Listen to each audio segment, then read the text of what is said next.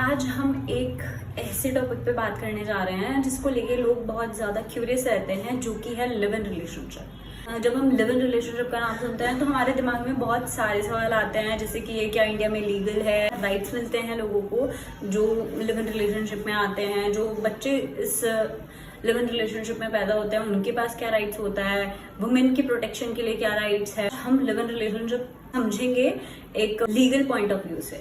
तो सबसे पहला सवाल ये है कि क्या इंडिया में लिव इन रिलेशनशिप लीगल है?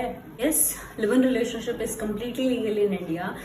सुप्रीम कोर्ट ने ये बहुत बार बोला है दैट कि if two consenting adults are willingly living together, it is their fundamental right under Article 21 of the Indian Constitution। मतलब अगर दो consenting adults अपनी मर्जी से एक दूसरे के साथ रह रहे हैं तो ये उनका फंडामेंटल राइट है under article 21 of the constitution of India, जो की बात करता है राइट टू लाइफ की। इसके बाद हमारे पास सवाल आता है कि are the protection given to women in live in relationship. Protection of women from domestic violence act 2005 के अंदर वुमेन्स के राइट्स प्रिजर्व है। और if in case of long term live in relationship, in that case जो ये live in relationship है इसको शादी के बराबर का दर्जा दिया गया है।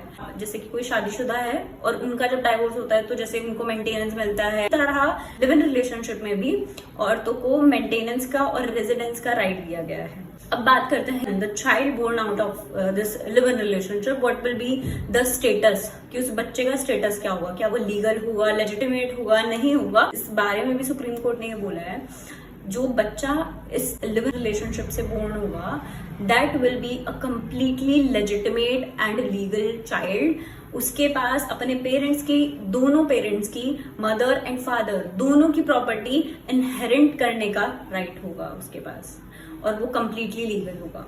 ये भी एक सवाल आता है कि that the partners can inherit the property और नॉट।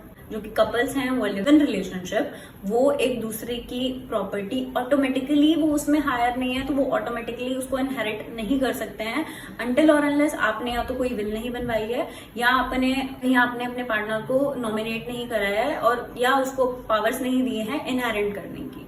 तो अनटिल और अनलेस अगर आपने ये सब चीजें नहीं करी हैं तो आपका पार्टनर आपकी प्रॉपर्टी इनहेरिट नहीं कर सकता है। Like this video, subscribe, share and stay tuned for more such informative videos like this।